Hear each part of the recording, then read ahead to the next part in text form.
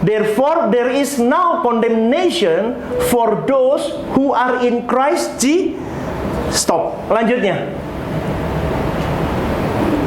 Derby, dari Derby Bible, itu juga sama. There is then now condemnation those in Christ Jesus. Di GW itu ya, GW itu juga, GW juga sama. So those who believe in. Berhenti di situ. Selanjutnya juga sama. Next. NLT juga sama. NCV juga sama. Tetapi ada yang berbeda dengan King James, saudaraku. Ada King James Version, ada New King James Version. Coba kita baca New King James Version. There is therefore now no condemnation to those who are in Christ Jesus, who do not walk according to the flesh, but according to the Spirit. Coba halaman yang pertama, Jaden. Oke.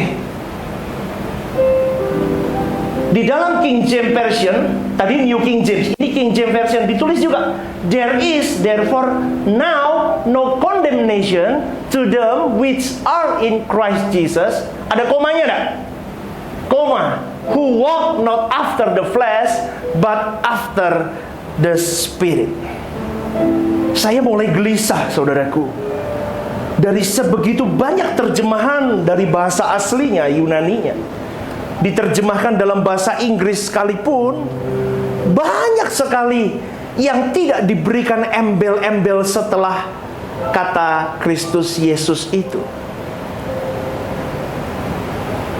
Dan itu bisa menimbulkan penafsiran yang salah, yang berpotensi membangun asumsi yang salah.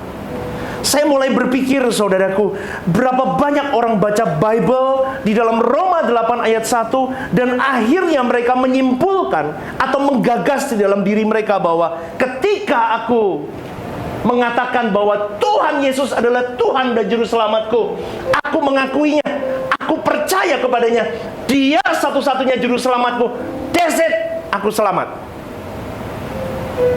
Gara-gara salah pengertian ini. Nangkap ya, saudaraku? Sampai di sini nangkap dulu ya. Padahal di dalam bahasa Yunani tidak berkata begitu. Saya mulai gelisah, saudaraku, dan saya sampai tadi malam ketika mempersiapkan renungan ini, saya menangis. Saya ngomong, Tuhan, dulu pun saya juga berpikir begitu. Seakan-akan kalau aku udah mempercayai Engkau sebagai Tuhan dan Juru Selamatku, aku mengalami kekekalan yang abadi bersama dengan Kau.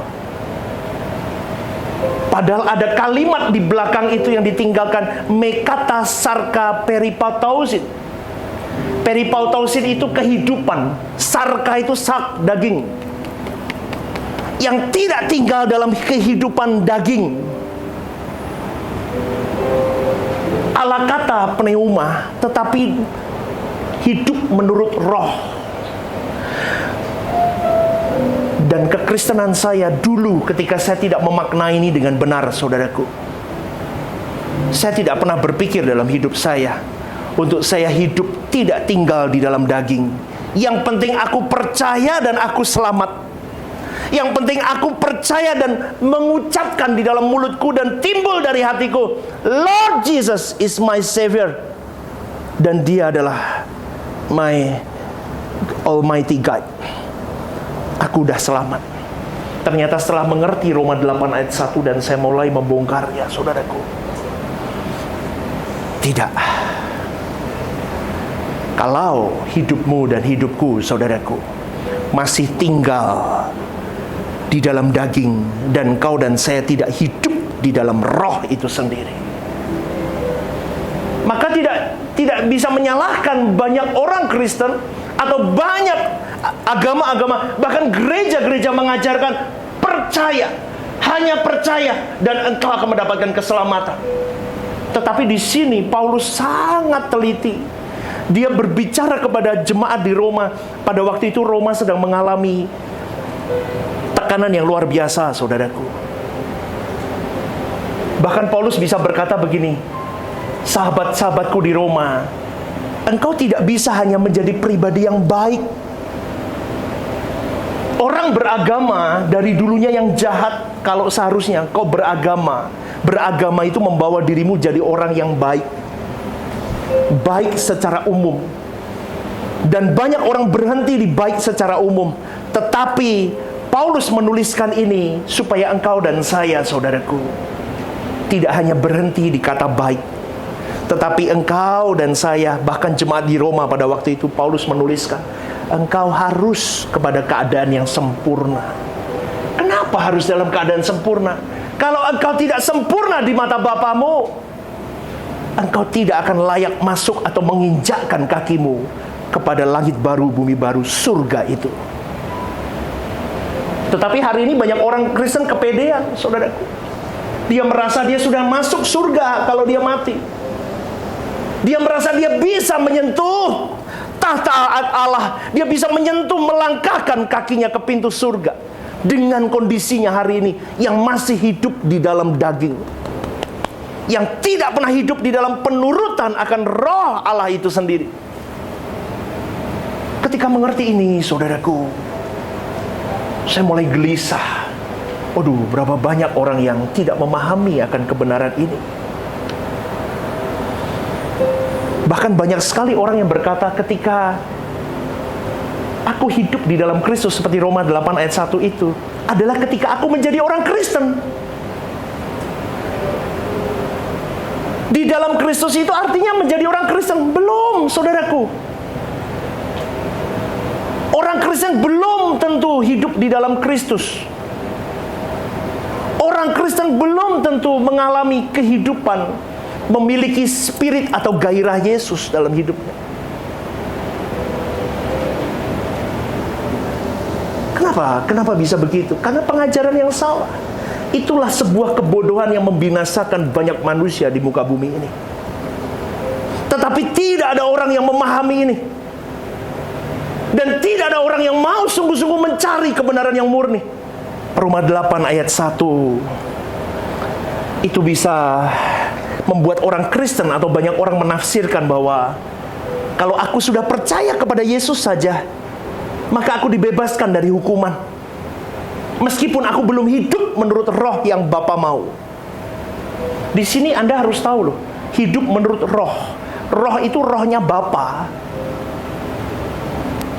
Roh Kudus itu rohnya Bapa, saudaraku. Hidup menurut roh. Rohnya Bapa. Dia yang menuntun kau dan saya bagaimana menurut seleranya Bapa, bukan selera kita. Kekristenan hari ini menggunakan selera kita sendiri, semau-mau kita sendiri. Dan akhirnya tanpa disadari, mereka terbelenggu dengan ikatan-ikatan kedagingan yang tanpa disengaja dibungkus dengan hal-hal yang agamawi dan spiritual, saudaraku. Ayat ini menjadi ayat legal untuk orang-orang yang akhirnya tidak mau berjuang sungguh-sungguh. Aku merasa sudah percaya kepada Yesus. Aku sudah mengakui statusnya. Aku berarti sudah beriman dong dengan Dia. Aku sudah beriman dong dengan Tuhan Yesus secara benar. Belum, saudaraku. Iman atau percaya seperti itu yang diajarkan seringkali itu menyesatkan. Dan itu sebuah kefatalan. Percaya, dengarkan baik-baik, saudaraku. Kalau Anda hari ini datang ke tempat ini belajar Roma 8 ayat 1, dan Anda tidak mau sungguh-sungguh setelah mendengarkan firman ini, dan Anda tidak mau menggores dan berjuang, kau akan terhilang. Kau akan terhilang, dengar baik-baik, saudaraku. Kau hilang dari hadapan Allah.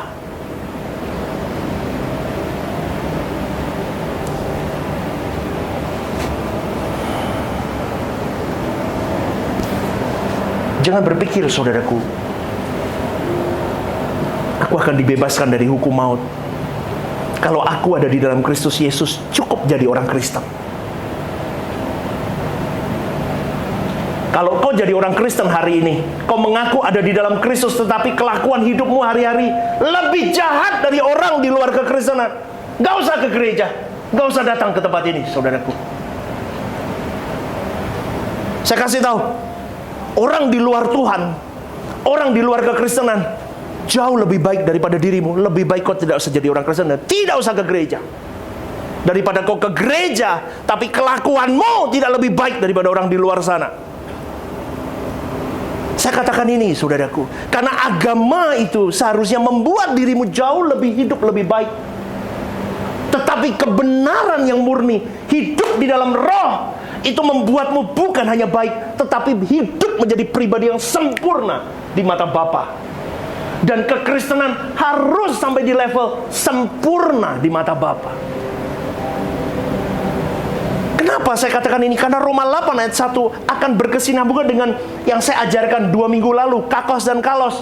Di dalam Roma 7 ayat 24 dan 23 dan 24, Paulus berkata, di dalam diriku ada 2 spirit. Aku seperti orang bodoh dan aku stres di situ kan. Dia frustasi. Siapa yang bisa menyelamatkan aku?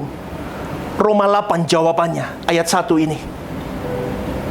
Yang bisa menyelamatkan adalah ketika engkau bisa hidup menyangkal dagingmu, kau hidup menuruti roh, maka engkau akan memiliki kebebasan itu. Amin, saudaraku. Ketika engkau berkata di dalam Roma 7 ayat 23 24 berkata, aku seperti orang bodoh. Dia stres, Paulus.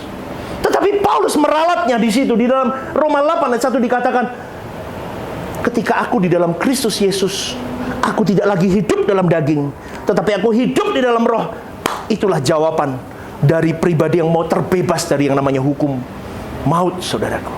Roma 8 ayat 1 akan berkesinambungan dengan Roma 8 29. Coba kita baca Roma 8 29, saudaraku. Coba kita baca nih ya. 1, 2, 3. Sebab semua orang yang dipilihnya dari semula. Stop dulu. Yang dipilihnya dari semula itu siapa?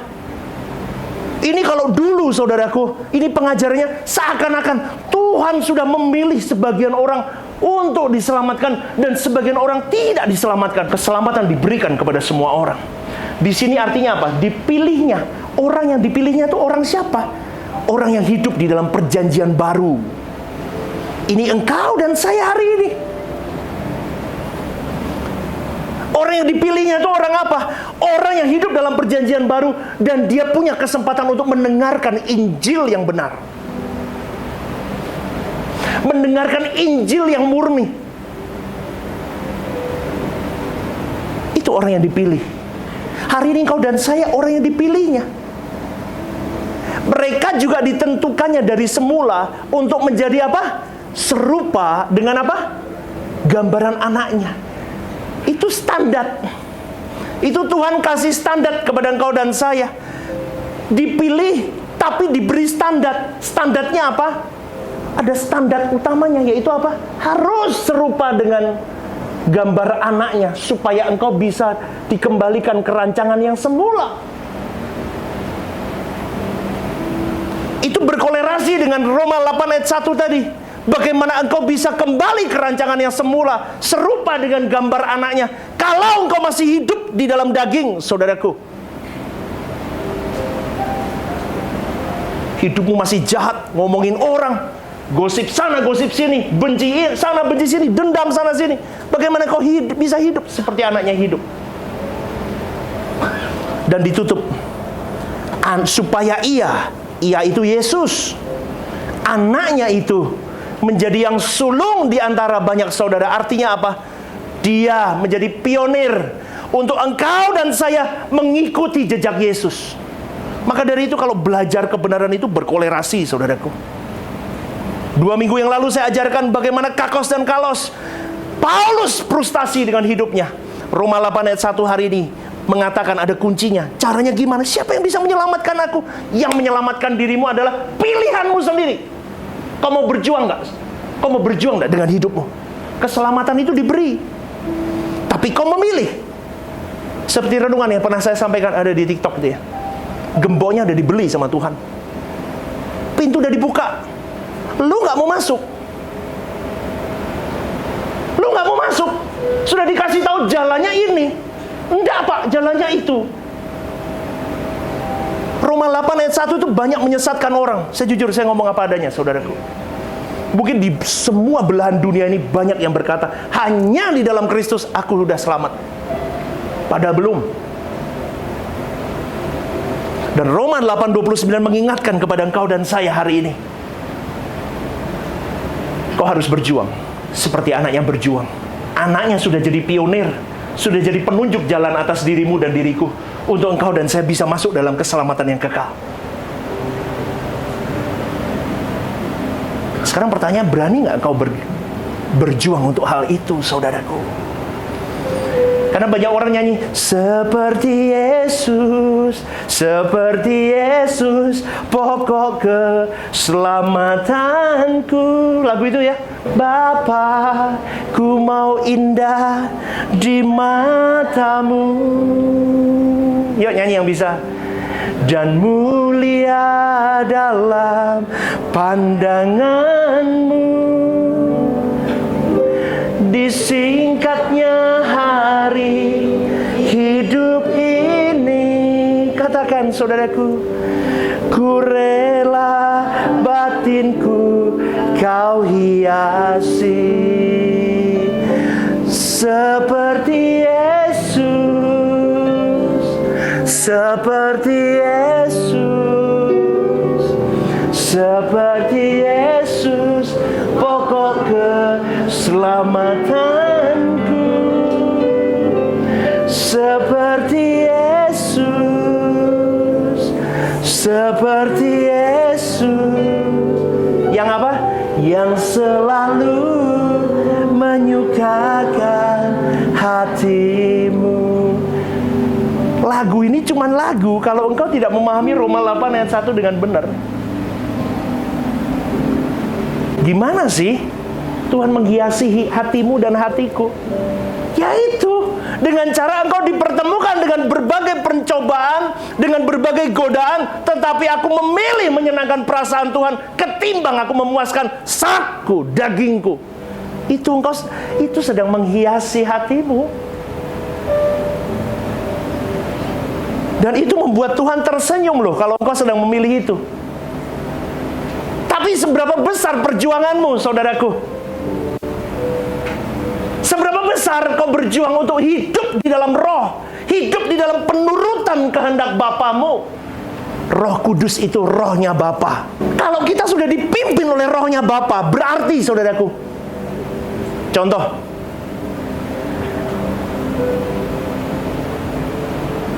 ada anak magang baru, saya tuntun dia, maunya saya. Pas nggak pasti? Pas loh. Kalau saya delegasikan ke Angel, tolong maunya Pastor Simon begini.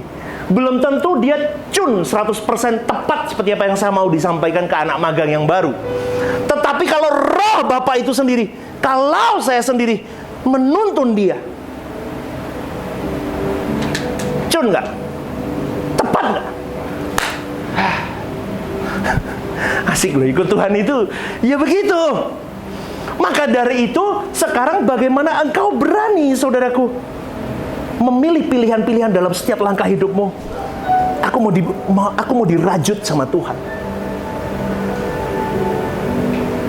Dan aku berkata, Bapak, it's my life. Ini hatiku, ini hidupku, ini semuanya Ku berikan kepadamu. Sungguh kau hiasi hatiku, kau hiasi hidupku, sampai itu menyenangkan perasaan Tuhan. Dan orang kalau sampai di titik itu, percaya dah, dia hari demi hari terus berjalan, saudaraku. Dia punya spirit Yesus. Katakan, spirit Yesus. 1, 2, 3. Loh Pak, spirit Yesus itu apa? Gairah Yesus itu sendiri. Gairah Yesus itu gairah yang seperti apa? Gairah yang mau mengutamakan perasaan Bapaknya. Dia berjuang di situ. Dan kekristenan tanpa gairah Yesus tidak akan selamat. Saya ulang sekali lagi, saudaraku. Kekristenan tanpa spirit Yesus, engkau tidak akan pernah selamat. Percaya omongan saya. Apalagi kau sudah menginjakkan kaki ke GSKI, kau dengar kebenaran yang murni, dan kau tidak melakukan itu. Berat. Ikut Tuhan memang berat. Tetapi tidak berat kalau engkau tidak. Nek bahasa Jawa ini ojo ngoget terus. Ngoget itu apa ya? Merontah. Sudah, berikan tanganmu ke Tuhan. Oke. Biarkan dia menuntunmu melalui Roh Kudus itu. Dan jangan meronta, saudaraku.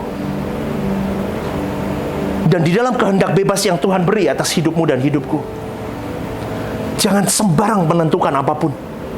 Sebelum kau melangkah dan menentukan, kau tanya kepada Tuhan, adakah ini kehendakmu atau ini hanya kehendakku saja?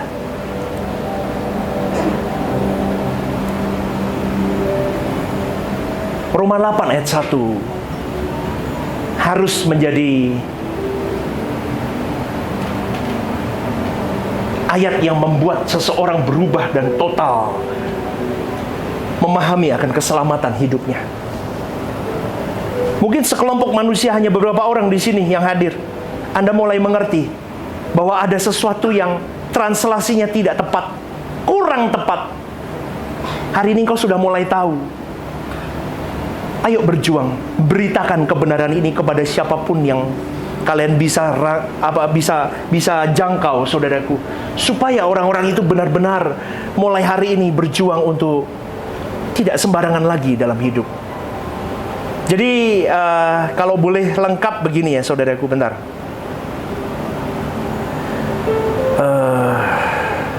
Kalau boleh lengkapnya begini, teks Roma 8 ayat 1, setelah saya gabungkan semua begini.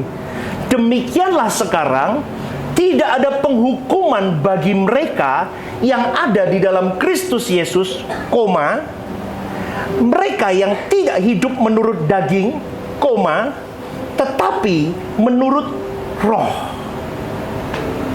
Amin. Amin. Saya ulang sekali lagi. Demikianlah sekarang tidak ada penghukuman bagi mereka yang ada di dalam Kristus Yesus. Di sana titik kan, di terjemahan bahasa Indonesia. Tetapi saya mau berikan koma. Mereka yang tidak hidup menurut daging, tetapi menurut Roh. Dan penambahan kalimat ini, saudaraku, itu akan menjelaskan apa yang dimaksud dengan ada di dalam Kristus itu lebih solid, lebih jelas dan lebih terarah, saudaraku. Karena banyak orang Kristen hari ini yang tidak terarah.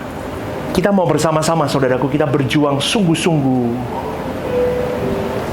menghidupkan kebenaran itu dalam hidup kita. Kalau zaman dulu, saudaraku, mengikut Yesus itu tidak gampang. Tidak seperti orang Kristen hari ini, gara-gara Roma 8 ayat 1 di dalam terjemahan yang kurang tepat itu, akhirnya mereka mendegradasi. Bagaimana following Jesus? Kalau zaman dulu, mengikut Yesus berarti meninggalkan seluruh hidupnya, pekerjaannya, kehidupan pribadinya. Dia tinggalkan keluarganya. Dia ikut Yesus. Hari ini? Halo, hari ini? Enggak. Setelah Yesus diangkat ke surga, semua orang-orang yang mengikut Yesus, yang menganalogikan dirinya pengikut Kristus, masuk dalam penganiayaan, saudaraku. Hari ini bagaimana dengan orang Kristen?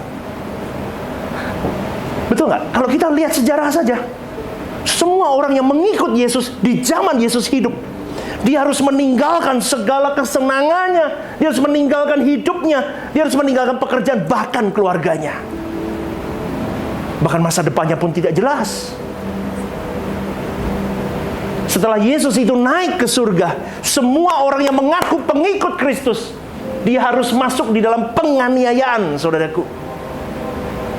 Tapi orang Kristen hari ini berbeda, terjungkir balik. Ikut Yesus seperti jalan tol. Ikut Yesus dapat muji. Ikut Yesus pasti dipenuhi kebutuhan hidup. Semua baik, semua aman, semua everything okay, semua tidak ada beban. Yang sakit disembuhkan. Oh betul, bisa, gampang Tuhan lakukan itu. Bukan saya tidak percaya mujizat loh. Saya hidup hari ini, saya berdiri jadi pendeta, itu karena mujizat Tuhan berlaku atas papa saya. Saya melakukan hubungan dengan Tuhan itu bertahun-tahun, berpuluh tahun, dan saya sudah mengalami banyak mujizat. Tetapi saudaraku, mujizat tidak bisa jadi pegangan untuk saya menjalani hidupku, untuk menguatkan pengalamanku dengan keselamatanku secara kokoh. Nggak bisa. Karena mujizat itu tidak bisa jadi bahan dasar untuk saya mengajarkan kepada Anda. Hari ini saya dapat mujizat, belum tentu Anda berdoa hal yang sama, dapat mujizat yang sama.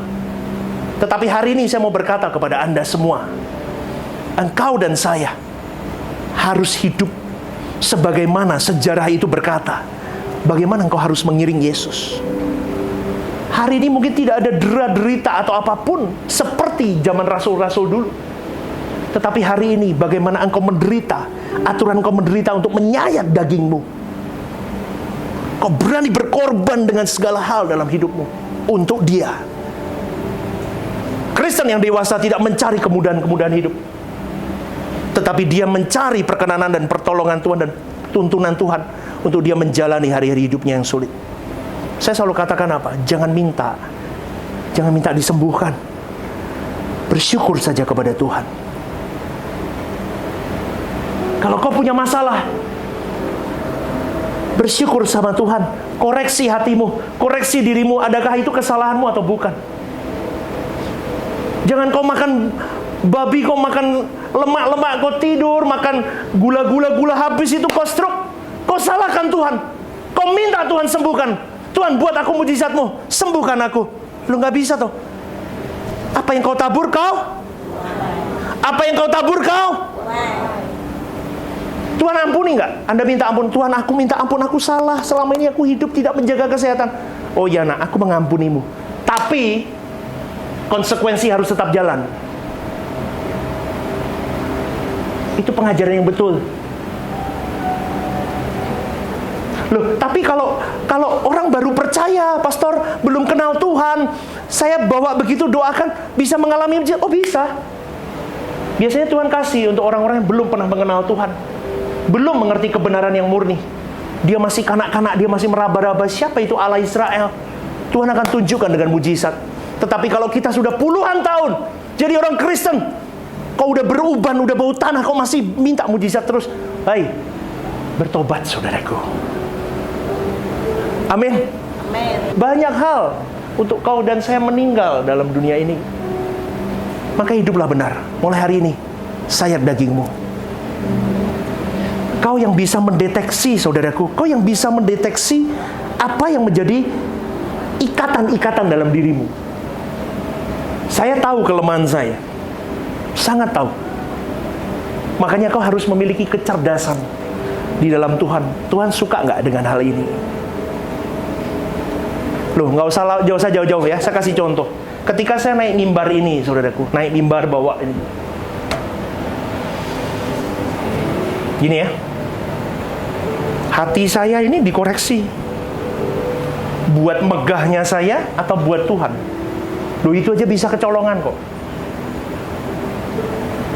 Maka dari itu untuk memenuhi siapa? Daging. Kalau untuk bermegah, daging. Maka dari itu, saudaraku, gairah seperti Kristus harus kau miliki dalam hidupmu dan hidupku. Orang seperti itu baru layak memanggil Allah Bapanya sebagai Bapa. Coba Anda pikirin ya. Orang tidak kenal, compang-camping ya di pinggir jalan, tiba-tiba panggil saya, Dedi. Gimana saudaraku? Saya ulang sekali lagi. Ada orang compang-camping di jalan, bajunya karuan begitu, tiba-tiba di jalan, Dedi. Coba saudaraku, compang-camping itu hidup kita sebetulnya di mata Bapa. Kita masih berbuat zina, kita masih nonton gak bener, kita masih sembarangan, itu semua kita compang-camping. Tapi setiap kali doa, oh Bapa, Tuhan ngomong, lagi sopo lagi?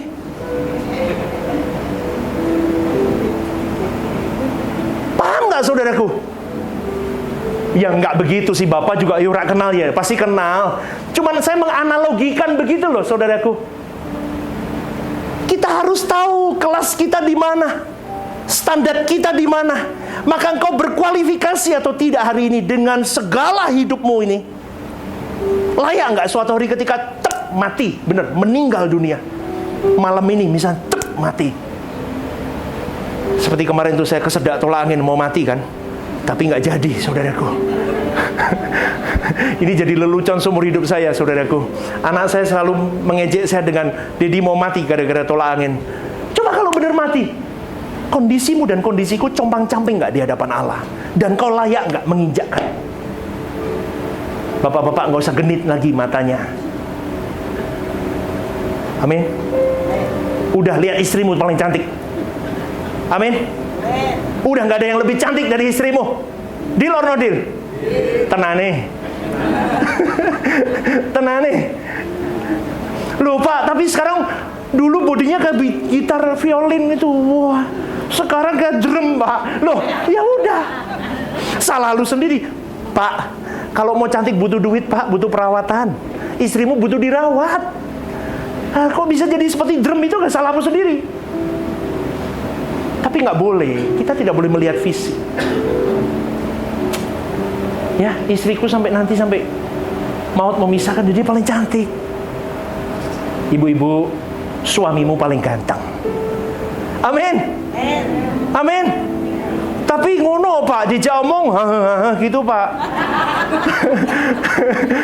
Dijak omong dolanan HP terus, Pak. Itulah laki-laki. Laki-laki itu sukanya fokusnya ke satu, saudaraku. Saya kadang begitu. Kadang nyindirnya lewat anak saya sih. Iya toh, Dedi itu kalau dijak omong main HP terus. Oh iya, sadar Tuhan, aku bisa ngutbahi wong tapi aku dewe kepleset. Oh iya ya, gimana? Ketawa dia. Ya, kalau suaminya baru main HP, baru fokus, ibu ngomongnya yang manja-manja dikit. Ojo kasar-kasar. Krungu rak gue. Enggak bisa. Ngomong misalnya manggil yang, aku mau bicara sebentar. Yang ini loh, ada ini, lembut-lembut. Laki itu kalau ceweknya tidak terlalu mandiri gitu ya, dia pasti, bener gak bapak-bapak? Curahan hatimu ku sampaikan, bapak-bapak, dengarkan. Bener gak bapak-bapak? Ya, kalau suamimu istrimu agak nyemeleh dikit gitu loh. Nyemeleh itu apa tuh ya jenenge? Ojo terlalu mandiri. Waduh, laki-laki kalau terlalu mandiri itu dianggap saingan, saudaraku. Loh, ini bener, saudaraku. Manja-manja dikit. Yang aku mau ngomong. Oh, iya ya. Ada apa? Nah, baru. Ibu-ibu, kalau bapak-bapak, suami-suamimu masih belum bisa sabari, butuh belajar. Tetap suamimu terganteng di planet ini. Amin. Amin. Kita berjuang. Udah, lepaskan semua. Handphone, saudaraku. Ikatan-ikatan apapun di dalam ini, saya tidak tahu. Anda punya handphone masing-masing. Simpen gambar-gambar nggak benar, simpen apa-apa nggak benar. Pulang dari tempat ini bertobat. HP-nya jangan dibuang, kalau mau dibuang kasih saya. Amin. Laptop, tab bersihin semua. Sapu bersih. Berani bayar buat Tuhanmu. Aku tidak mau lagi hidup dalam daging. Dagingku harus dipuasakan. Hidupku harus untuk Tuhan saja. Amin, saudaraku. Siapa mau berjuang, angkat tanganmu. Ya, silakan bangkit berdiri. Yes, haleluya. Berikan tepuk tangan untuk Tuhan kita.